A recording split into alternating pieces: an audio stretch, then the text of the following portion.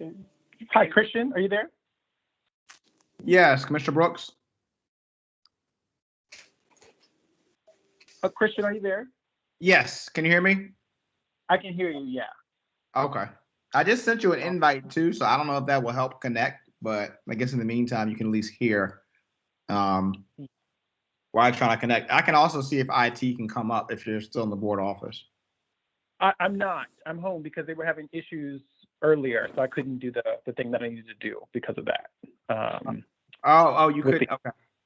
Yeah. So I think there might be just something broader. Yeah, there was an email about network issues. Yes.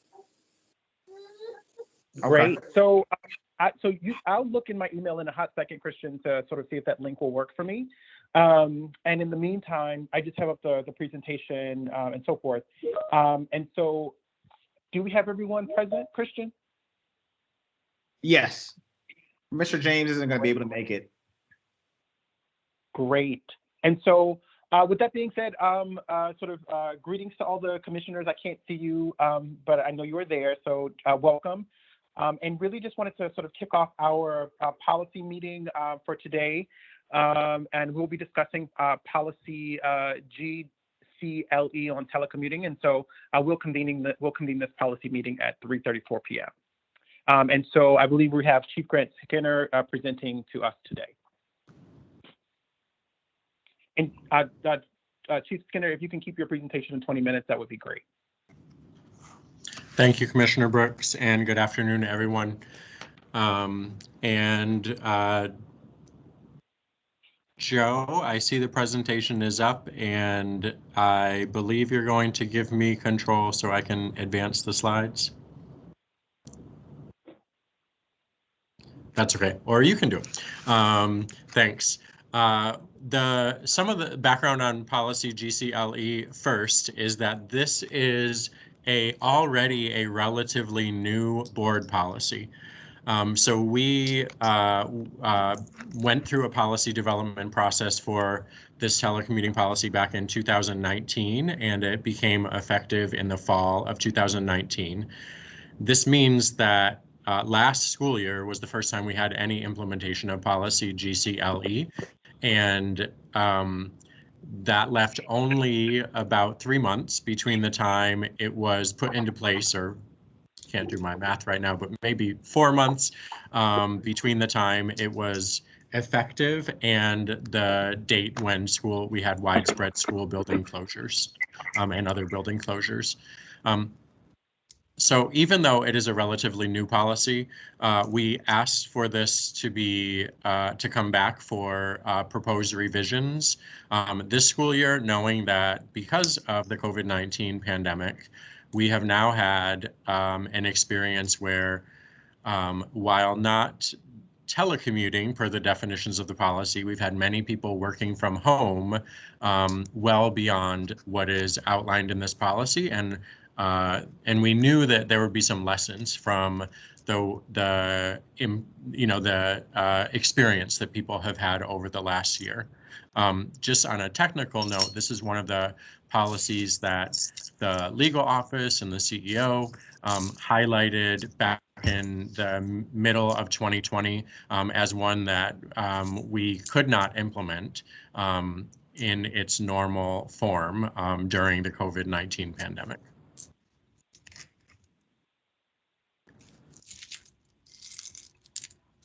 Additional background here is that, as we discussed during the original policy development process, policy GCLE is a pretty conservative telecommuting policy compared to what is in place in some organizations. And examples of that in the current policy are that it allows for telecommuting under normal circumstances for no more than 1 day per week.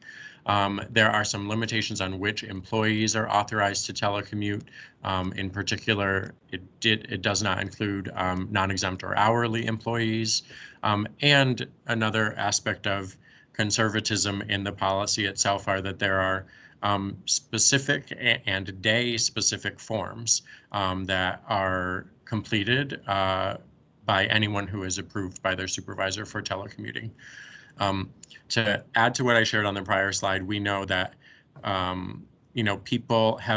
employees have been working from home in ways that have often been 100% of the time, and we've seen the many ways that employee groups are able to fulfill some or all of their duties and responsibilities with similar impact while working from home for more than 1 day per week.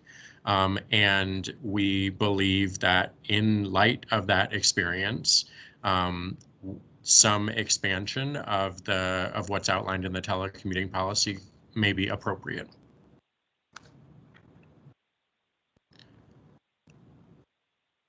On the other side of this, what we want to highlight is that I said that much of what staff members have experienced over the last year is not by definition telecommuting, and that is because this policy defines telecommuting with some pretty specific parameters that have not been in place in much of people's work from home experience in the last year.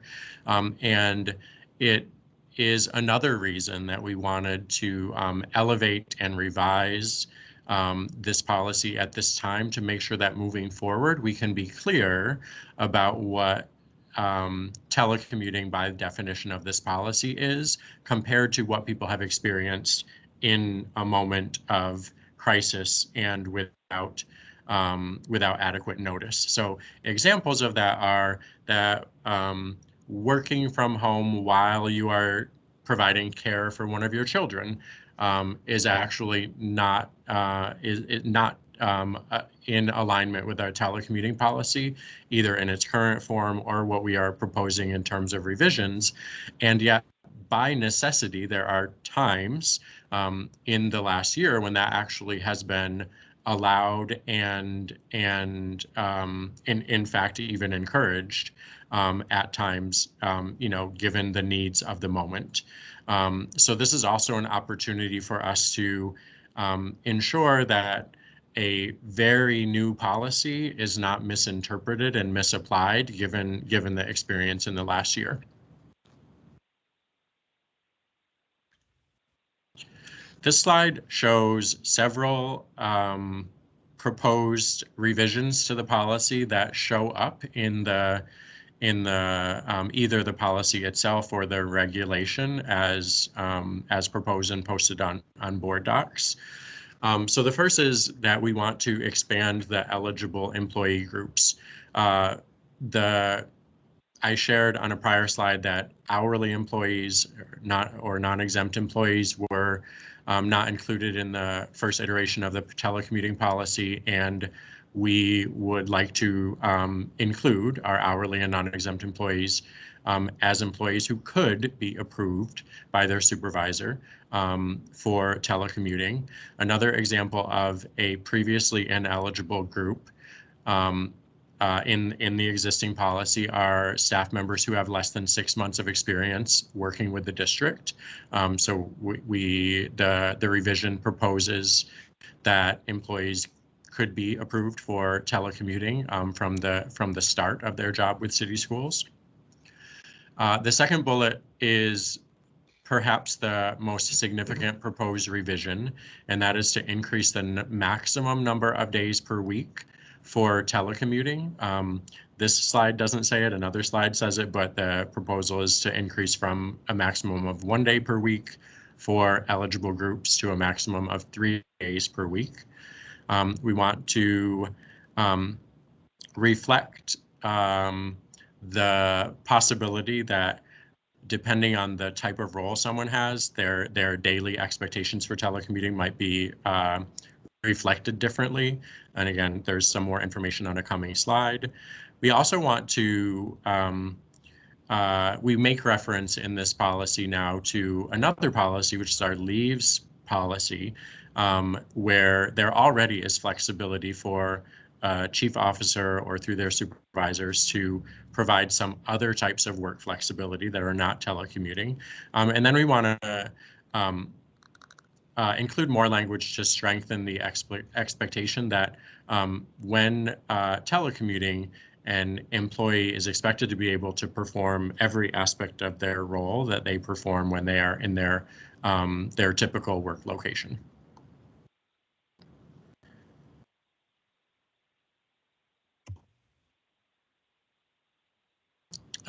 So I gave away on the prior slide the first bullet here, which is that we are proposing to increase to up to 3 days per week.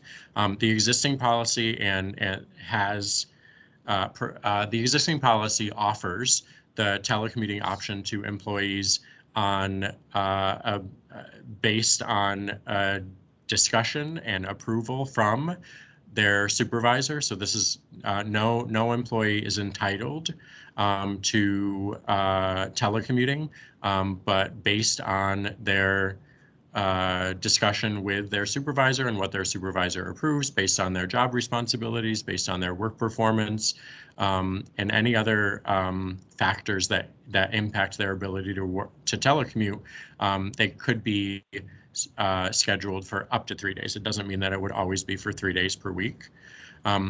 The Human Capital Office is authorized through this policy to maintain categories of eligible employees. And I mentioned we want to allow for that to include non-exempt employees who are hourly employees. The policy still outlines expectations for the workspace in an alternate work location to ensure that we are appropriately managing risk for the organization, knowing that when someone is telecommuting, they are still covered by basic organizational liability protections. The fourth bullet here is we want to be clear through the language in the policy that although an employee who is telecommuting is required to have a work plan that outlines what they will do during their period of telecommuting. So, for example, during the day, if they're telecommuting for 1 day per week, we want to recognize that for some roles, this might look like a pretty detailed task list. And for other roles, it may be more focused on broader goals that the employee is working toward. And this just reflects the nature of work in different job titles in a typical day when everyone is working in an office, that some roles you might have 6 things or 20 things that are on a list that are very detailed and need to be completed that day.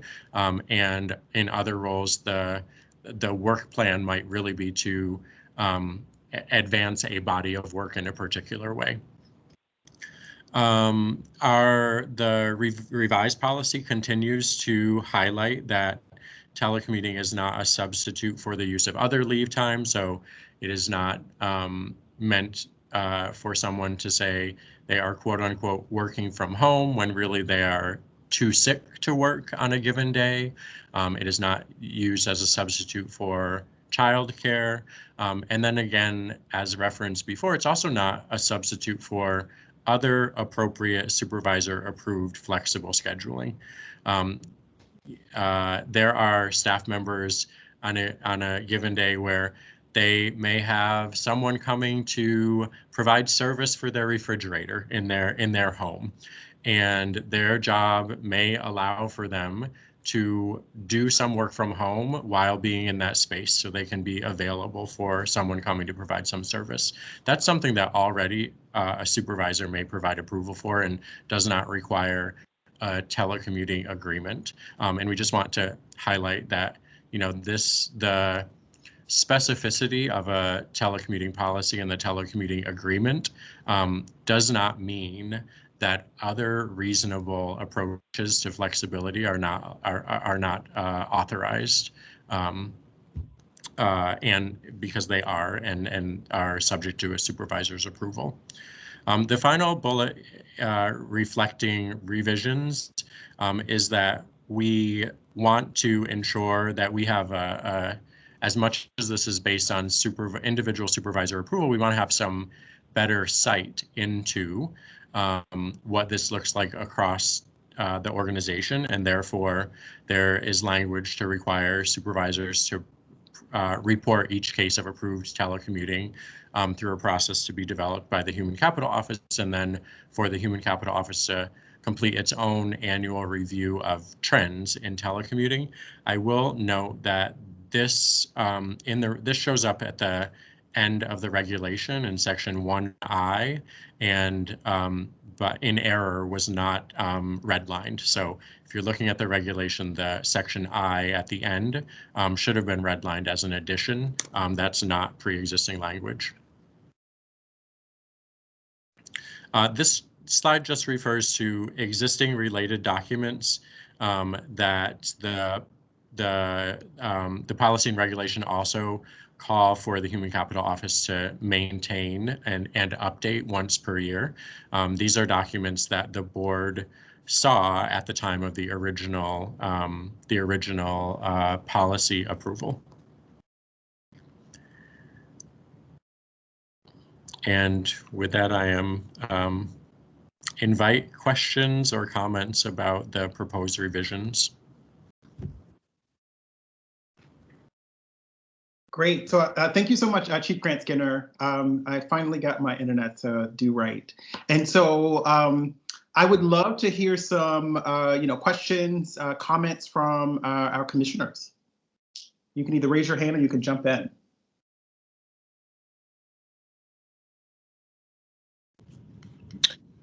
Thank you for the presentation, Chief Grant Skinner. A couple of things that came to mind when I was looking through the update. First, I know that this is the second we recently adopted this policy in its original state, but for this revision, what type of stakeholder feedback have we received for this particular revision? Thanks, Commissioner. We have more stakeholder engagement to do on this policy. I would say we have connected with some of the other offices in district office to inform this, and very broadly speaking, I will say we are aware of feedback from employees, including through a recent district office survey. And I will say even today, looking at some open-ended comments from our just released annual Declaration of Intent and Satisfaction survey, that there are staff members sharing back that one of the things they feel from their experience in the last year is that they have demonstrated an ability to perform their work without being every day in an office. And I will note in saying that we recognize that some of that feedback also comes from staff members who are in our school buildings. And I will just say that we are not proposing a revision here to one of the provisions in the existing policy, which says that telecommuting is not an option for school-based staff on days when schools are in session.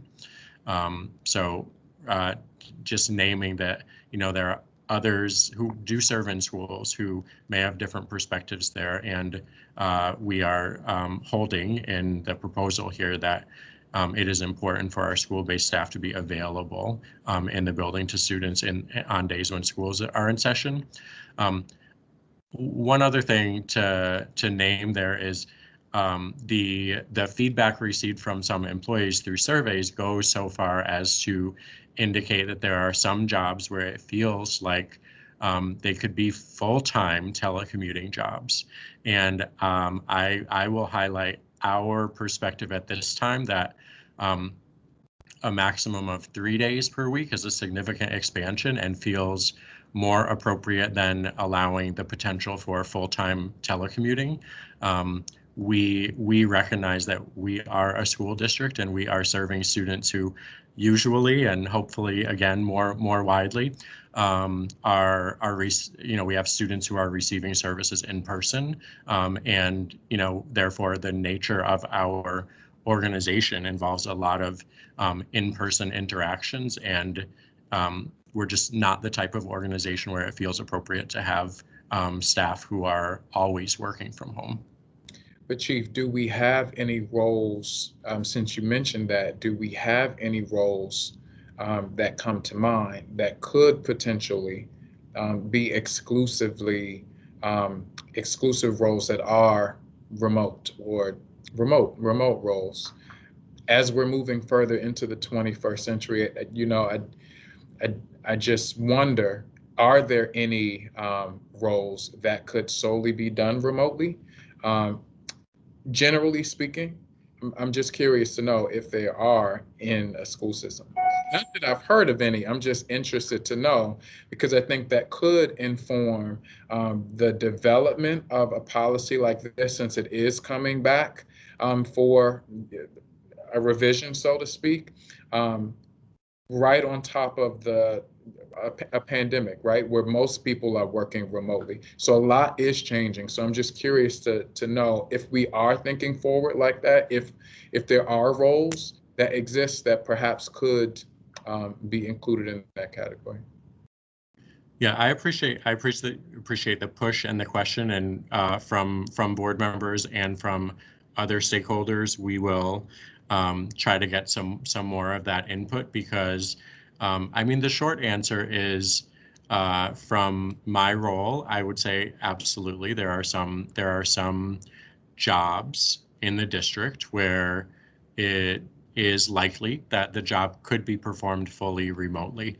I will use one example and say we have applications developers who work in our information technology office, where their job is like writing code. I mean, I have said to my staff, like, we have to recognize that we are not Google. Like, we are actually serving people who are like here in person, and yet a job like that is sort of like what some people might do if they work at Google. So I think they're out there, and we can continue to ask for some input through this process about what people feel like the maximum number of days should be, like how people do feel about the possibility that some jobs could be fully remote or even more than 3 days a week remote. I appreciate that, and I look forward to at least when it comes for first reader, to just hearing more of that feedback in a standardized way as it is presented to the board, because it's helpful what you said, but I think to see it and to make sure that the full board has that information, I think would be helpful, just to hear more of that feedback. And then it also leads me, Commissioner Brooks, if I may, as folks are working remotely, I know that some people, I don't have to log into a VPN or like use like the VPN stuff to log in, but I know that there are employees in city schools that have to have that level of security as they are logging in to complete their work. Is that something that we also need to perhaps include in the policy or in the regulation? To think about cybersecurity and safety as we are expanding, remote work. Yes, I will connect with our IT team to consider what might be appropriate. I know when in the original policy development process, they did speak some to the like existing infrastructure for security, and know that was also in a time with a different scale with respect to this policy. So we'll see if there's something else that should be incorporated in the policy or regulation. I appreciate that. And Commissioner Brooks, I just have two more things, and they're fairly brief. I assume that they're brief. But the two things are, Chief, I just want to know, I know that this came before the board already in a different iteration, but what other organizations were reviewed for policy revisions? Because I know that other organizations were referenced, and you mentioned how this policy is fairly conservative. So I would just be interested in knowing what other organizations were kind of reviewed or looked at to help develop these revisions. And then finally, what determines eligible employee categories?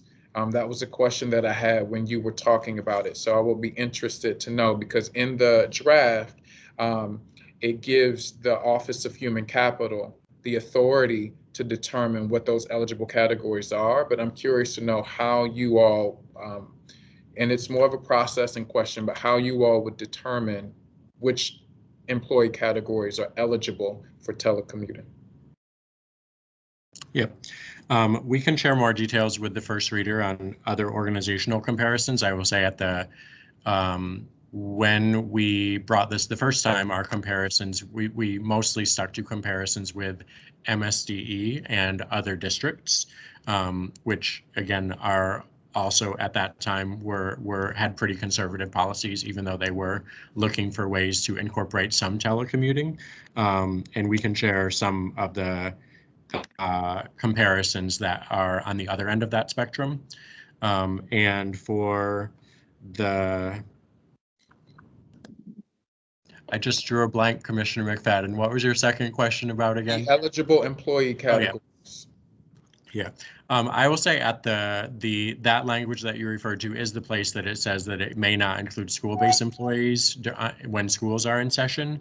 And when originally implemented, we did not narrow it anywhere beyond what was in the policy. So at that time, it couldn't include hourly employees.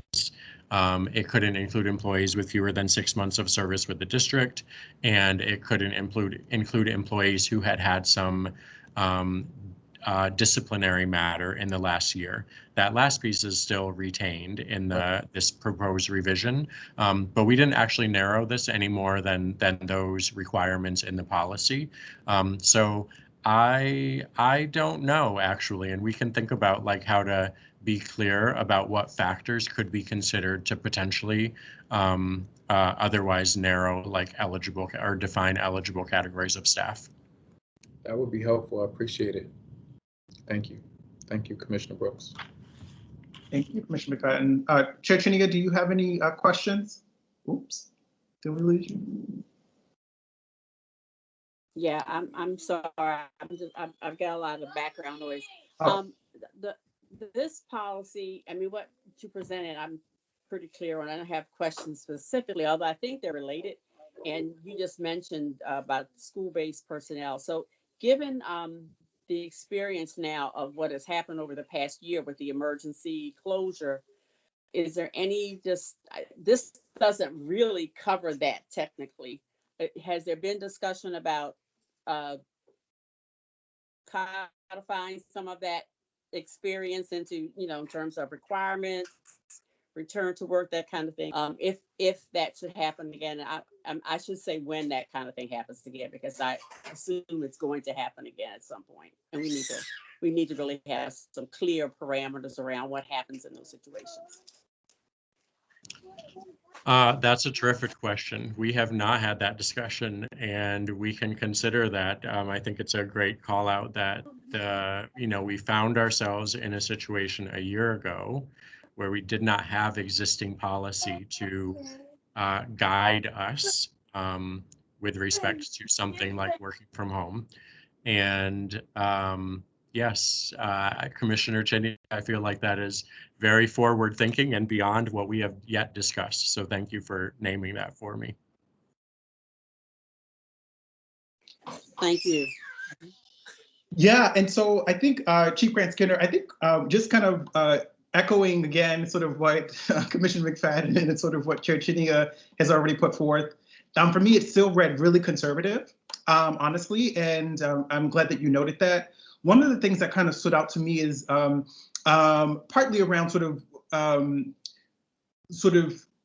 what we begin to codify into sort of policy versus on the management side. So for me, might be one of the spaces where I'm like, on the management side, it seems that the supervisors should be the ones sort of determining based on the type of work that the employee is doing, that they would then determine whether or not they can sort of telework. I think from my perspective, we would be saying, well, under these categories, these people are eligible, right? And so this is a time where I feel a little bit like we're trying to codify something that a supervisor in some ways should be responsible for ultimately, versus sort of what we talk about in terms of trying to be true governance around this policy. So I feel like there might be ways in which we set the frame and the structure and so that we can allow supervisors to, based on their own discretion to do some of this work.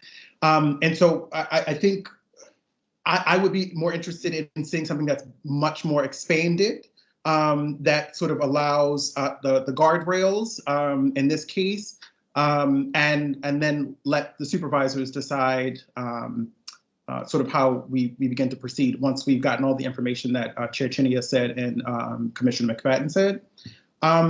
There was, and then the part that wasn't underlined or red marked around sort of reporting that was also intriguing to me.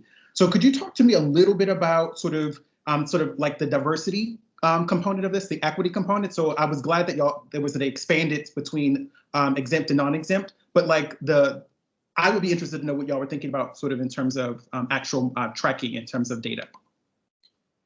Yep, thanks. I'm glad you connected this to that addition, because that addition that I called out wasn't redlined, but should have been. It is specifically because we want to make sure that in a process that is largely supervisor driven, that we can have some insight into how it plays out for different groups of employees to make sure that we are paying attention to equity. There is a balance that we're trying to strike here. That is, we don't believe that this should be an overly bureaucratic and centralized thing where, someone like the Human Capital Office or someone in another office is, inserting themselves into decisions that are really about an individual staff member and their supervisor, while also recognizing that that leaves space for inequities to play out. The work that our equity department is doing to ensure that, we all as individual staff members are embedding considerations of equity into our work, hopefully will help supervisors make those decisions well in all cases. And we wanted to acknowledge that some review of what this looks like in people's experience each year would be important, just to highlight if there are, disproportionalities playing out in how it's actually implemented. Yeah, and I think that's sort of what I'm getting at. So like right now, do you have any idea in terms of like what particular data points that you would use to do that? Because right now it's pretty vague, and I know that some, which may or may not, need, but like when I'm thinking about the compliance, so I would love to be able to know for a fact, what types of employees are sort of having access to this versus others, when you cut it around race, ethnicity, sexual orientation, gender identity, all of the same things that you would see in another policy, I would expect to sort of see living in this policy in the terms of how do we ensure that equity is sort of core and central to that. So I'm glad you all are sort of thinking about that. But I think for the next version, it would be nice to have some sort of idea around sort of how you might cut that to sort of minimize and mitigate some of the bias that might be inherently in that process for that second, when it comes again. And let's see, what else did I have on my list? So just similar, one of the things, so I'm glad Commissioner McFadden talked about sort of engagement earlier. I think that's still really important and core to our work, and something we've been carrying through all of the policy conversations that we've been having. One of the other things is also around sort of training. So this doesn't necessarily seem like it would necessarily be like a heavy lift on training or anything substantial, but wondering again, how do we get it out? How do we let people know what the process is, and that sort of thing might sort of be of consideration. And then the last piece that I had was around the equity. And also, I guess at the end of the day, what feels really significant to me is, as we think about the future, what is the role of remote work, but particularly for those positions that can do it, and how might that actually help hire folks and make us more competitive at the district level moving forward? Because for me, I think that would be an edge. And so as human capital, I think from my perspective, that's what we want to be able to do at the end of the day. Those are just my thoughts. I didn't have much beyond those things. Okay. Yeah. With respect to training, what I will say is, I think generally our perspective aligns with what you share, that there's not it's not like too substantial in terms of what people need in order to implement this.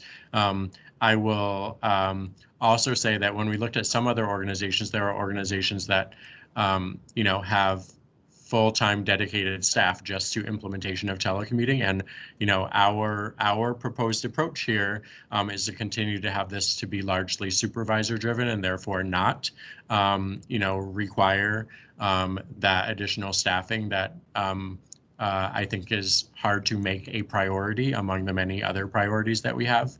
And then to the last thing that you shared, I appreciate that perspective, and it's certainly something that my own team has talked about.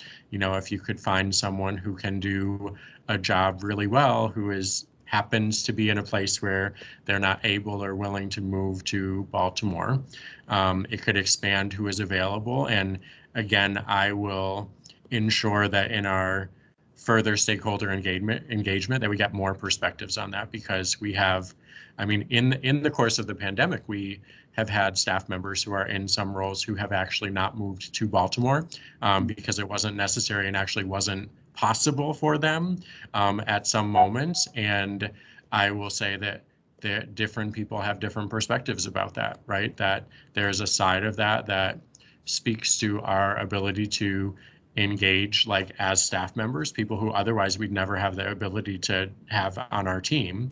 And at the same time, it means that someone is involved in work every day for our students who's not actually embedded within our community. And I think there's just other perspectives we at least should bring forward to make that kind of decision. Yeah, and I think sort of going back to Commissioner McFadden's point, as much sort of stakeholder feedback we can get to bring those perspectives to light would be helpful. Yeah. Any other thoughts or questions from our commissioners? Commissioner Brooks, it just made me think of when you mentioned competitive, making us a competitive organization where people want to, are attracted to work. I think about just as a teacher, some students that are thriving, especially some of our older students that thrive in a virtual setting, in a remote setting. Certainly not all of our young people, but I think about young people who work and have jobs and who are supporting their families. I just think of, and this is a broader conversation, but Commissioner Brooks asked for thought, so this is a thought. Getting to a place where we have teachers that are solely virtual instructors, and schooling that is solely designed for students in the virtual setting. Just thinking with the future in mind, I just think that at some point we should be having a conversation like that to attract some educators from all over the country who may not be able to live in Baltimore. So it was just a thought. It's an idea and a thought for a more broad conversation, but Commissioner Brooks opened it, so I ran it. Commissioner McFadden, I would echo that, and I think that's also a role in our strategic planning, right? So we get to sort of set some of this direction and start moving these conversations forward in that capacity as well. Yeah. I see Allison, Chief Perkins, did your hand, is that you? I can't see it. Yes, that's me. So thanks. I just wanted to say a little bit how appreciative I am of this conversation, and that, in this moment, this is just a little bit, it's a very unique time to be having this conversation. We've had a lot more experience with this than we did a year ago, obviously. And I think also, I appreciate this push on trying to figure out how to be more open to this. And I think that makes sense. And, I think we also trying to keep the balance of also realizing that we're a little bit of a different organization where we have a central office that supports schools who, have a harder time being remote. Like when we go back to a non-pandemic status, they cannot be remote. And so there's a little bit of a wanting to make sure we're available for people when they get their break in class and when they need to come to North Avenue and to get something, and that North Avenue is not tumbleweeds blowing through it. Like we want to make sure that, that there are actually, there's a physical presence that matters to people psychologically, that they can get the help that they need when they need it, and parents need a place to come. And so, just trying to understand that we're not a typical organization that can just say everybody's remote, we can get rid of our central office and we don't need it anymore. We also have people who do need to, we have the majority of the people need to spend most of their time being in person. And so we also want to be respectful of the fact that how do we make sure that those folks feel supported and that they can reach the people they need to. And sometimes that can be remote, but it also, I don't want to create a feeling like, oh, well, everybody in North Avenue just works remotely and I always have to be in person. So we're trying to be sensitive to that too, is that I think you guys are right completely in terms of, we've done a lot. There's a lot you can do remotely. That a lot of jobs we can do remotely and it works pretty much fine. There's not a huge difference, but we are an organization where there are some jobs where you really can't. And so how do we balance the need to be flexible for people and acknowledging different jobs are different, but also acknowledging like kind of an organizational cultural feeling that we also want everybody to feel supported and included and part of an organization where you can get the help when you need it. And there is, we're all supporting schools. Our purpose here is to support schools. So how do we do both those things? Yeah, I completely hear that. I think that's spot on. We don't want to sacrifice service, the quality of our service for this particular piece. And I think that's sort of in some ways, I would prefer a more liberal policy and leave it up to the supervisors to decide based on sort of the context of the work that needs to get done, to make that sort of make sense for them.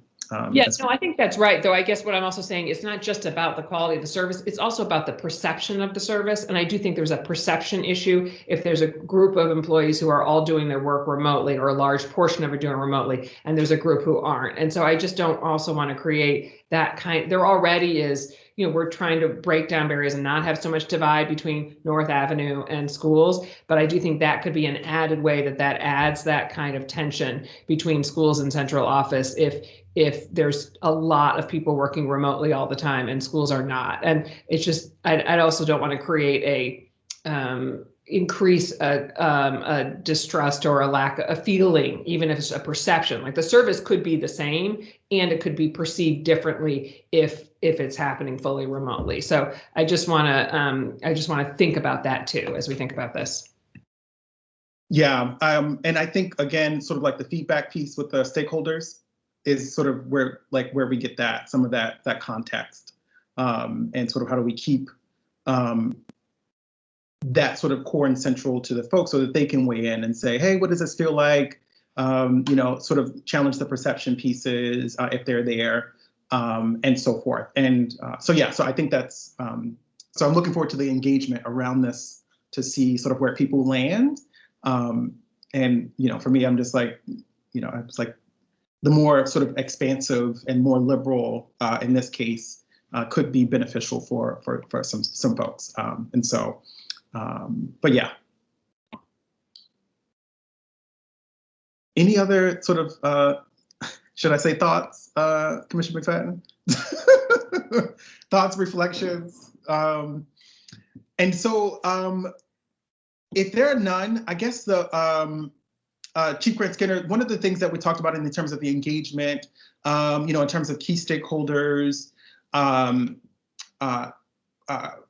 you might have heard this in our other context, really sort of being clear about sort of not only who you're talking to, but also trying to be more specific around sort of when and sort of what kind of feedback they're giving, so that we as a board know, as a committee know, sort of the level and the depth of that engagement, I think would just kind of be consistent with all the other policies in terms of when they're presented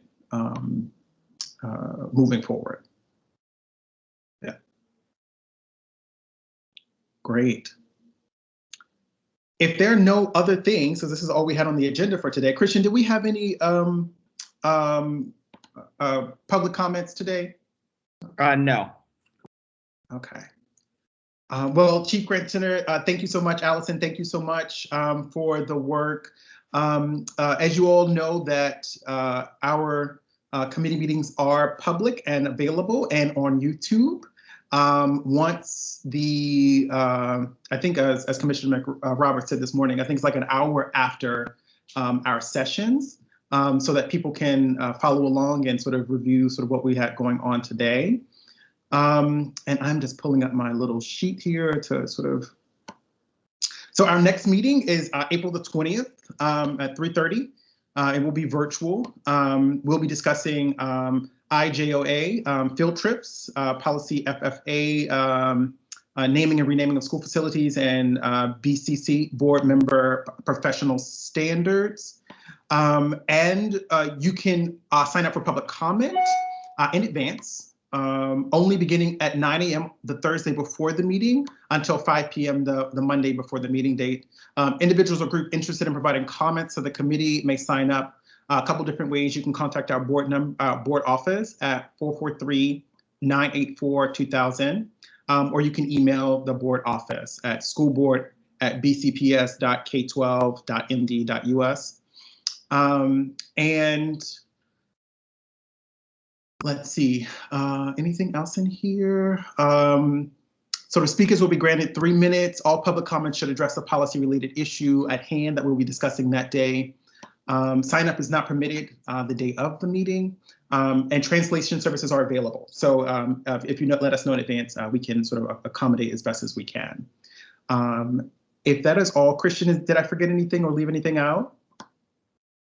No, that captures everything, Commissioner Brooks. Awesome. Well, thank you all again for coming. We will adjourn this meeting at 4:19 today, and we look forward to seeing you at the next policy meeting. Take care. Thank you. Bye-bye. Thank you.